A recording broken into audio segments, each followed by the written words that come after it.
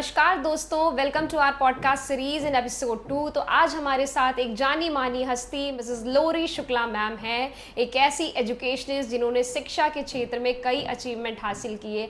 बता दें, मैम को बच्चों को निःशुल्क शिक्षा उपलब्ध कराने के लिए सोशल वेलफेयर डिपार्टमेंट की तरफ से कई अवार्ड मिले, टाइम्स ऑफ इंडिया की तरफ से अचीवर्स अवार्ड, को गवर्नेंस अवार्ड, और इसी के साथ मैम ने कई अचीवमेंट हासिल किए। तो मैम से मेरा पहला सवाल है कि मैम, हर इंसान ज़िंदगी में कई सपने देखता है और कई लोग ऐसे भी होते हैं जिनके सामने क्लियर रास्ते होने के बावजूद भी वो अपने गोल को लेके भ्रमित रहते हैं। तो आप उनके लिए क्या कहना चाहेंगी कि एग्जैक्टली वो कैसे अपने उस रास्ते को चुनने में केपेबल बने जिससे वो सही गोल को सही समय पे हासिल कर पाएँ? देखिए दिव्या जी, आज की डेट में लोगों को साथ प्रॉब्लम सबसे बड़ी ये है कि वो अपने पोटेंशियल को समझने में समय ले लेते हैं। एक एज के बाद जाकर उनको समझ में आता है कि एग्जैक्टली हमारी कैपेबिलिटी या हमारा पोटेंशियल क्या है। बिल्कुल मैम, और उसी के साथ कितना सारा समय है जो उनका बीत जाता है। बिल्कुल। और फिर लगता है कि अब हमें लेट हो गया। तो ज़रूरत इस बात की है कि आप अपने टाइमली अपने पोटेंशियल को समझिए, सेल्फ एनालाइज करिए, अपनी कैपेबिलिटीज़ को जानिए और जानकर सही समय पर सही रास्ते पर चलिए। जो भी आप अपना मार्ग आगे सेट कर रखा है, आपने एम गोल सेट कर रखा है, उस गोल की तरफ अग्रसित होइए। अगर लोगों को ये पहचानने की बहुत ज़रूरत है कि एग्जैक्टली उन्हें करना क्या है। सेल्फ एनालिसिस बहुत ज़रूरी है। वक्त लो, 1 हफ्ता, 2 हफ्ता, 1 महीना, जो भी वक्त लेना है लो, लेकिन उसमें खुद को इतनी पावरफुल बना के आओ कि फिर गोल की तरफ आगे बढ़ जाओ। और आपने जो अपना गोल सेट किया है, उस गोल के बारे में आपको क्रिस्टल क्लियर होना चाहिए। उसके स्ट्रेंथ्स क्या हैं, उसकी वीकनेसेस क्या हैं, ये सारी चीज़ें अगर आपको पता है कि इस रास्ते पर ये चुनौतियां मुझे फेस करनी पड़ेंगी, क्या मैं उसके लिए कैपेबल हूँ, क्या मेरे लाइफ, मेरा एनवायरनमेंट, मेरे सराउंडिंग्स इस तरीके के हैं फेवरेबल कि मैं अपने गोल को अचीव कर सकूं। बिल्कुल मैम, और ये तभी होगा जब आप अपना सेल्फ एनालिसिस करेंगे। बिल्कुल, उसके बगैर। और यहाँ पर एक चीज़ मैं और कहना चाहूँगी कि बहुत से लोग, जैसा कि आपने इन जनरल लोगों की बात की है, तो बहुत से लोग रियलाइज़ देर में करते हैं, लेटर लाइफ में जाकर रियलाइज़ करते हैं। तो एटलीस्ट वो अपने बच्चों के साथ राइट एज पे, राइट समय पे अगर बच्चों के कैपेबिलिटीज़ को समझें या उनकी काउंसलिंग करवाएं और उनको सही डायरेक्शन में शुरू से ही अगर भेजें, तो आई थिंक कि उनको चुनौतियां कम फेस करनी पड़ेंगी और ईजिली बच्चे, हमारी जो नई जनरेशन है, वो अपने लक्ष्य को प्राप्त करेगी। बिल्कुल सही बात। और ये मैम बहुत ज़रूरी है आजकल के पेरेंट्स के लिए, क्योंकि पेरेंट्स ने भी अपनी ज़िंदगी में कई ऐसे सपने देखे होंगे जो उन्हें लेट समझ आया होगा, ड्यू टू लैक ऑफ कि उन्हें कोई गाइड करने वाला ना हो, वो सेल्फ एनालिसिस ना कर पाए हो, कई लोग जिम्मेदारियों में। लेकिन आगे उनके पास उनके भाई बहन हैं, उनके कई आई थिंक ऐसे वो मेंटोर बन सकते हैं अपने बच्चों के लिए, और दुनिया में कई ऐसे लोगों के लिए प्रेरणा बनकर आगे उन लोगों को उजागर कर सकते हैं उनके भविष्य के लिए। बिल्कुल। तो मैम, आपसे मेरा ये दूसरा सवाल है कि मैम, वो आपके लिए कौन सा किक पॉइंट था जिसने आपको प्रेरित किया एक एजुकेशनिस्ट बनने के लिए? देखिए, बचपन से ही होता है, जैसे लड़कियां गुड्डे गुड़िया का खेल खेलती हैं, तो मुझे बचपन से ही इंटरेस्ट था कि भाई बहनों को पढ़ाने का। अरे वाह। तो वो चीज़ शायद कहीं ना कहीं थी जिसको हमने रियलाइज़ किया, और आई थिंक जैसा कि अभी आपने पिछले क्वेश्चन में पूछा था, राइट टाइम पे हमने रियलाइज़ कर लिया। You won't believe, immediately after my graduation I was into the field of teaching. बहुत अच्छी बात है मैम, और इसी में आजकल लोग काफ़ी भ्रमित रहते हैं। 28, 29, 30 साल बीत जाते हैं, तब उनके लिए जो संघर्ष करने का सामना है ना, वो बहुत ही ज़्यादा कठिन हो जाता है। तो परिवार में मैं सबसे बड़ी थी, तो छोटे भाई बहनों को पढ़ाने का मौका मिलता था, तो पढ़ाने में बड़ा मज़ा आता था, बड़ा इंटरेस्ट आता था। तो उसी इंटरेस्ट को, चांस की बात है कि आगे मैं कंटिन्यू कर पाई, और फैमिली सपोर्ट ऐसा मिला कि आज मैं इस मुकाम पर हूँ। तो मैम, कोई और भी था आपकी मतलब सक्सेसफुल जर्नी के पीछे जिसने आपको गाइड किया हो, या फिर आपने खुद ही अपने सेल्फ एनालिसिस से आगे बढ़ने का सोचा? नहीं, पेरेंट्स का सपोर्ट। देखिए, इनिशियली तो पेरेंट्स का सपोर्ट कोई ऐसा था जिसने आपको गाइड किया कि हाँ लोरी, आप इस क्षेत्र में अच्छी हैं, आपको इस क्षेत्र में जाना चाहिए? नहीं, एज सच ऐसे तो कोई नहीं था, क्योंकि हमारा फैमिली बैकग्राउंड जो है, सभी बिजनेसमैन हैं सभी, तो एज सच हमें गाइड करने वाला कोई नहीं था। लेकिन हाँ, शुरू से मेरी पढ़ाई की तरफ रुचि थी, और पढ़ाई की तरफ रुचि होने की वजह से मेरा मन था कि मैं टीचिंग प्रोफेशन में जाऊं, क्योंकि उसमें आप एवरी डे कुछ इनोवेशन कर सकते बिल्कुल हैं। सही बात है मैम। ऑल्दो मेरे फादर का मन था कि मैं बैंकिंग सर्विसेज में जाऊं, मेरा मैथ सब्जेक्ट था जिसकी वजह से वो चाहते थे कि मैं बैंकिंग स्ट्रीम में जाऊं, बट मैंने अपने पापा को इमीडिएटली आफ्टर 12th, जैसे ही 12th का एग्ज़ाम ख़त्म हुआ, मैंने उनको समझाना शुरू किया कि पापा मोनोटोनस 10 to 6 वाली जॉब ना मेरे लिए नहीं बनी है। बिल्कुल मैम। तो वो चीज़ मतलब शुरू से थी। और जब टीचर को, जब कोई स्टूडेंट, खाली स्टूडेंट ही टीचर को रिस्पेक्ट नहीं देता है, स्टूडेंट के पेरेंट्स भी टीचर को रिस्पेक्ट देते वो तो है हैं। ना। तो ये चीज़ मैंने अपने पापा को जब शुरू में समझाई तो उनको समझ में आया कि हाँ बात तुम्हारी ठीक है, और उनको ये क्लियर था कि मेरी बेटी का जो एम है मैं उसको उसी एम पे चलने दूं। मैम, ये तो बहुत ये बड़ी बात पॉजिटिव है। पॉइंट मेरे फादर का शुरू से रहा बहुत है, बड़ी पेरेंट्स बात का रहा है। और आई थिंक हर बच्चों को इसी सपोर्ट की जरूरत होती है ताकि वो बिल्कुल। अपनी जिंदगी में अपने पैशन को चुन के बेहतर से आगे बिल्कुल, बढ़ पाए। अच्छा मैम, अपनी इस सक्सेसफुल जर्नी में कई सारे ऐसे ऑब्स्टिकल होंगे प्रोफेशनल लाइफ को लेके जो आपने फेस किए होंगे, तो मैं चाहूँगी कि आप अपनी उस जर्नी को शेयर करिए जिससे कई लोग जो संघर्ष कर रहे हैं उन्हें उसके लिए प्रेरणा मिल सके। बिल्कुल। देखिए दिव्या जी, कोई भी चीज़ आसानी से नहीं मिलती। बिल्कुल मैम, मेरा मानना है कि सक्सेस एक दिन में नहीं मिल सकती। आप जब तक गिरेंगे नहीं, रुकेंगे नहीं, एक जर्नी है, टूटेंगे नहीं, तब तक आप उस सक्सेस को अचीव ही नहीं कर सकते हैं। ये एक जर्नी है, और जर्नी में अलग अलग पड़ाव आते हैं। बिल्कुल। कभी पड़ाव कुछ ऐसे होते हैं जो आपको लगता है कि बहुत फेवरेबल हैं, हम बड़ा इंजॉय कर रहे हैं, अच्छा लग रहा है। कुछ पड़ाव ऐसे आ जाते हैं जहाँ पर हमें लगता है कि अरे नहीं, ये क्या हो गया, अब क्या होगा, कैसे होगा। तो ये सब चैलेंजेस सभी की लाइफ में आते हैं। बिल्कुल मैम। वो हमारे अपने ऊपर डिपेंड करता है कि हम उन चैलेंजेस को कैसे फेस करें। शुरू किया था पढ़ाना, ट्यूशन्स पढ़ाना, और उसके बाद टीचिंग प्रोफेशन में इतना आनंद आने लगा कि उसको मैं छोड़ नहीं पाई। तो हुआ क्या कि इतनी यंग एज में जब मैक्सिमम लोग या मैक्सिमम टीनेजर्स आप कह लीजिए एंजॉय करते हैं लाइफ को, उस टाइम पे मैंने चैलेंजेस फेस किए और मैंने सीरियसली लाइफ को देखा।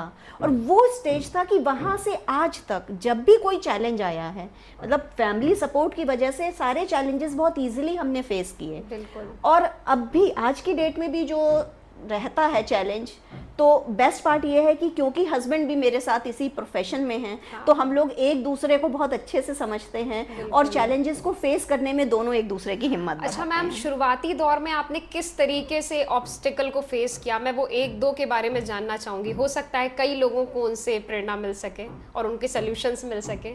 बिल्कुल।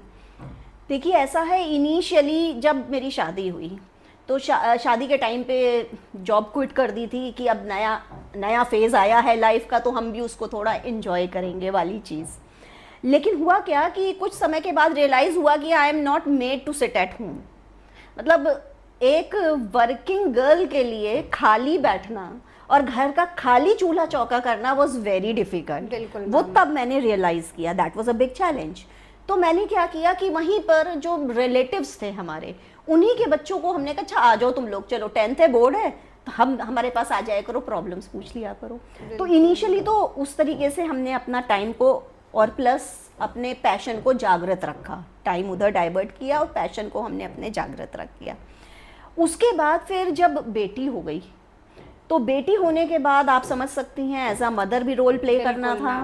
तो चैलेंजेस बहुत टफ थे, लेकिन मेरे लिए ये था कि मेरी प्रायोरिटी मेरी फैमिली है, तो उसको हम नहीं छोड़ सकते हैं। Profession is there but priority is my family.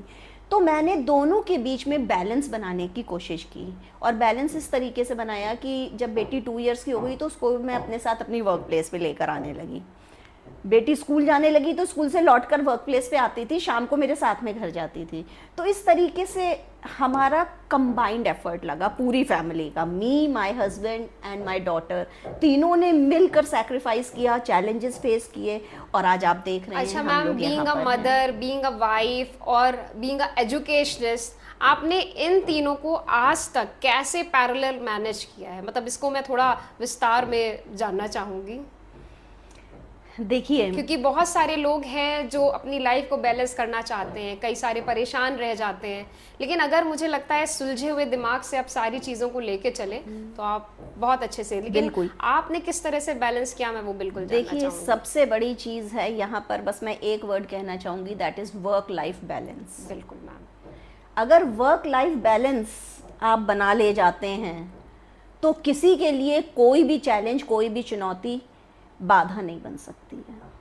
तो वो वर्क लाइफ बैलेंस को मैंने अपने लाइफ में अप्लाई किया। अप्लाई इन द सेंस कि जितना टाइम वर्क प्लेस पे रिक्वायर्ड था वो मैंने दिया, जितना हमारे बच्चे के लिए रिक्वायर्ड है तो उसको second half, I know first half my daughter is in school, second half उसको मेरी प्रेजेंस रिक्वायर्ड है, तो वहाँ पर मैंने उसको अपनी प्रेजेंस प्रोवाइड की कि हाँ, आई एम देयर, जो भी है, कहीं भी है। आज की डेट तक ये रहा है कि बच्चों को हम खुद स्कूल ड्रॉप करने बहुत गए अच्छी और बात है लेने मैम। गए हैं, although I am so busy but then too I make it a point. Initially हमने ये बना लिया था कि one of us has to go, और टच वुड हस्बैंड का ऐसा सपोर्ट रहा कि जब उनको लगा मैं बिजी हूँ तो वो चले जाते हैं, वो बच्चों को ले आते हैं। तो इस तरीके से बस बहुत अच्छी बात है बढ़िया मैम। चीज़ें यही चल सपोर्ट रही एक हैं। वुमेन को बहुत आगे लेकर जाता है। अच्छा मैम, कई ऐसी औरतें हैं जिनके मन में सपना भी होता है लेकिन उन्हें मौका ही नहीं मिल रहा है, तो आप उनसे क्या कहना चाहेंगी कि वो अपने सपने को कैसे जीवित रख के आगे बढ़े? देखिए, मौका मिलना एक बहाना हो सकता है। बिल्कुल। आपने अगर सपना देखा है और वाकई में उस सपने पर को आप पूरा करना चाहती हैं तो उसके लिए मौके का इंतज़ार करने की ज़रूरत नहीं है, क्योंकि आज का जो टाइम है, इस समय ये कम्प्लीटली डिजिटल ज़माना है। बिल्कुल। जब डिजिटल ज़माना है तो आपने जो भी लक्ष्य रखा है उस लक्ष्य के लिए इतना रिसर्च आप कर लीजिए कि आपको कहीं ना कहीं वहीं से मौका मिल जाएगा। अच्छा, और मैम कई जगह होती है कि फैमिली सपोर्ट नहीं करती, हाँ। शादी के पहले भी या शादी के बाद भी, तो वो वुमेन्स कैसे आगे बढ़े या कैसे क्या करें? देखिए, जहाँ पर फैमिली सपोर्ट नहीं करती है वहाँ पर थोड़े से चैलेंजेस ज़्यादा बहुत बड़े ज़्यादा हो जाते हैं और हैं। हार्ड। बहुत हार्ड हो जाता है, लेकिन उसमें भी अगर आप कहीं ना कहीं देखें तो एक अंधियारे के बाद कहीं ना कहीं उजाले की रोशनी दिखती ही बिल्कुल है। मैम। तो आपको ये देखना पड़ेगा कि आपके आसपास के पर्यावरण में ही कोई ऐसा हेल्पिंग हैंड आपको मिल जाए जो कि शायद आपको अपने लक्ष्य की तरफ आगे बढ़ने में प्रेरित कर सके या आपको वो रोशनी दिखा सके कि आप उस डायरेक्शन में आगे बढ़ पाएं। बिल्कुल। तो वो ज़रूरी नहीं है कि आपके फैमिली, क्लोज फैमिली मेम्बर्स ही हों।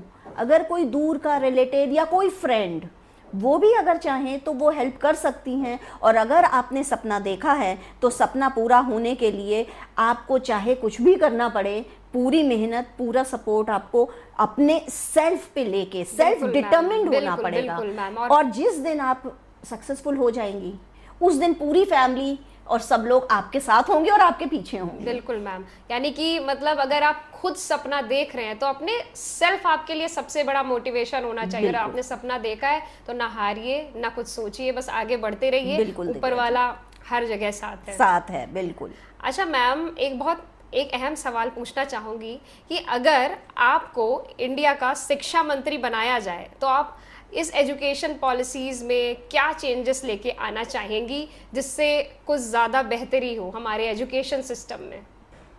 देखिए, एजुकेशन सिस्टम में काफ़ी रिफॉर्मेशन की बिल्कुल ज़रूरत है। मैम। अगर हम बात करें तो इनिशियल लेवल से, प्राइमरी लेवल से अगर हम बात करें तो प्राइमरी लेवल तक बच्चों को इतने हैवी बैग्स, जो आप जानती बहुत हैं, ज़्यादा मैम। जो बच्चों के फिजिकल उस पे स्ट्रक्चर पे प्रॉब्लम्स क्रिएट कर रहे हैं, तो सबसे पहले तो ये हैवी बैग वाला सिस्टम हटाने की ज़रूरत है। सब कुछ डिजिटलाइज हो गया है। मानते हैं कि स्टूडेंट्स के लिए बहुत ज़्यादा स्क्रीन वॉचिंग भी हार्मफुल है, कहीं ना कहीं हेल्थ इश्यूज आते हैं, लेकिन उसको ध्यान में रखते हुए बैग को कम किया जा सकता है। अगर हम स्कूल बैग को कम करेंगे तो हमें फन बेस्ड एक्टिविटीज़ को इम्प्लीमेंट करना होगा, और फन बेस्ड एक्टिविटी के साथ में ही प्राइमरी स्कूल में टीचर्स असाइनमेंट्स जो दें वो शीट्स में दें।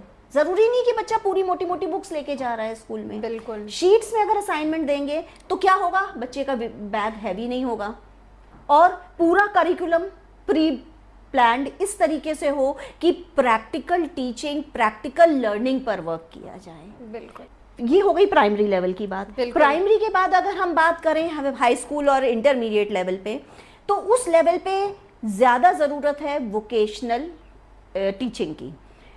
क्लास 8th के बाद हर स्कूल में एक करियर काउंसलर होना चाहिए। बिल्कुल मैम, इट्स वेरी क्योंकि इंपॉर्टेंट। अगर करियर काउंसलर होगा तो जिस तरीके से हमने आपने इतना लेट कर दिया अपनी लाइफ में बहुत struggle। सक्सेसफुल होने में या अपने लक्ष्य को अचीव करने में, वो बच्चा शुरू में ही समझ जाएगा, करियर काउंसलर उसको सही डायरेक्शन दे पाएगा, जिससे कि बच्चा क्लास 9th ऑनवर्ड्स ही राइट सब्जेक्ट का चॉइस कर पाए।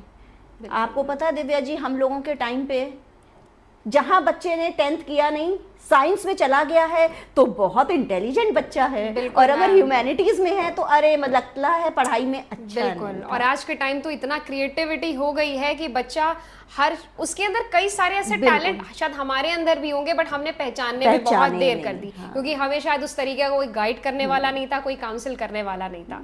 तो आई थिंक अगर स्कूल में काउंसलर्स होंगे, कॉलेजेस में काउंसलर्स होंगे, तो बच्चा आगे अपनी हायर स्टडी को प्रोफेशनलिज्म में उसी को चुनकर आगे बढ़ेगा और काफी तरक्की हासिल करेगा। हाँ, ये तो हो गई टीचिंग की बात। इसके साथ साथ बहुत ज़रूरी है कि स्कूल्स के इंफ्रास्ट्रक्चर पे वर्क किया जाए, टीचर्स को की जो है ट्रेनिंग रेगुलर बेसिस पे हो। गवर्नमेंट स्कूल्स जो चाहे प्राइमरी हो, थोड़ा ऊपर के देखिए कितना ज्यादा बच्चे वहां पे कोई पढ़ाई नहीं हो रही है। टीचर्स तो जरूरी है ये जो गैप आ गया है प्राइवेट एंड गवर्नमेंट स्कूल्स में, that gap needs to be bridged up. और उसको ब्रिज अप करने के लिए वही जैसा कि मैंने कहा complete reformation of education system की रिक्वायरमेंट है, तो वो करना पड़ेगा। और क्वालिटी एजुकेशन तभी मिल पाएगी जब हमारे पास क्वालिटी टीचर्स होंगे। बिल्कुल है ना। तो टीचर्स की ट्रेनिंग पर वर्क करें, चाहे वो प्राइवेट सेक्टर का स्कूल हो चाहे वो गवर्नमेंट सेक्टर का स्कूल हो, वो रिक्वायर्ड है। हमारे एजुकेशन सिस्टम में सबसे पहले चाहे जितने भी प्रोफेशंस हैं, सभी प्रोफेशंस में टीचिंग प्रोफेशन को सबसे ऊपर रखा जाए, और इस प्रोफेशन में टीचर्स को बाउंड किया जाए कि वो एथिक्स का पालन करें और स्टूडेंट्स को सही डायरेक्शन दें, मॉरल टीचिंग्स दें, जिससे कि हमारा भविष्य, हमारी जनरेशन आने वाली वो प्रभावित हो, तभी आगे ग्रोथ कंट्री को मिल पाएगी। बिल्कुल मैम, सही बात है। तो इन सारे मुद्दों पे हमारे गवर्नमेंट को बहुत ध्यान देने की ज़रूरत है, जिससे कई ऐसी पॉलिसीज़ आए जिससे प्राइमरी से लेके हायर एजुकेशन में कई बदलाव किए जा सकें। अच्छा मैम, एक लास्ट सवाल मेरा आपसे कि हर लाइफ में हर किसी के कहीं ना कोई सपना होता है जो दिल के कोने में कसर छोड़ जाता है। तो अगर आज आपकी लाइफ आपको ये फ्रीडम दे उस एक रोल को या उस एक सपने को चुनने का, तो आप ऐसी वो क्या चीज़ है जो चुनना पसंद करेंगी? देखिए, अगर आप करंटली देखें तो I am playing a role of a mother, of a wife, of a daughter, as well as of head of institution. तो इन सभी रोल्स में अगर हम देखें तो बेस्ट रोल मेरे अकॉर्डिंग है as a mother. Yes ma'am. क्यों? क्योंकि देखिए, डॉटर कोई और भी हो सकता है, ठीक है, जो कि डॉटर वाला अपने पेरेंट्स के साथ वो रोल फॉलो करे। हेड ऑफ द इंस्टीट्यूट कोई भी कर सकता है, कोई भी एजुकेशनिस्ट हो सकता है, लेकिन मेरे बच्चों के लिए एज अ मदर जो मैं करूँगी वो मदर की प्लेस कोई नहीं ले सकता है। और एट टाइम्स अगर मैं देखूं तो मदर रोल एक ऐसा रोल है जो कि आपको लाइफ में रिक्वायरमेंट पे टीचर भी बना देता है, रिक्वायरमेंट पे वर्किंग वुमेन भी बना देता है, जैसी आपके बच्चों की रिक्वायरमेंट है उसके अकॉर्डिंग, है ना। और उसी के अकॉर्डिंग आपको जो है सबसे बड़ी चीज़ है कि आपको ऐसा मौका दे रहा है जहाँ पर आप अपने बच्चों को जो आप नहीं कर पाए, जो आपके मन में कहीं ना कहीं कसक रह गई, वो कसक आप अपने बच्चों में पूरी कर पा रहे हैं और अपने सपनों को बच्चों में साकार कर पा रहे हैं। बिल्कुल सही बात है मैम। और आई थिंक आज हमने आपसे जितनी भी बातों पे चर्चा की उससे काफ़ी लोगों को बहुत कुछ सीखने को मिलेगा। तो इसी के साथ हम अपने पॉडकास्ट का अंत करते हैं। मिलते हैं अपने नेक्स्ट एपिसोड ऑफ हमारी पॉडकास्ट सीरीज। तो तब तक के लिए thank you. Do follow our channel and stay tuned.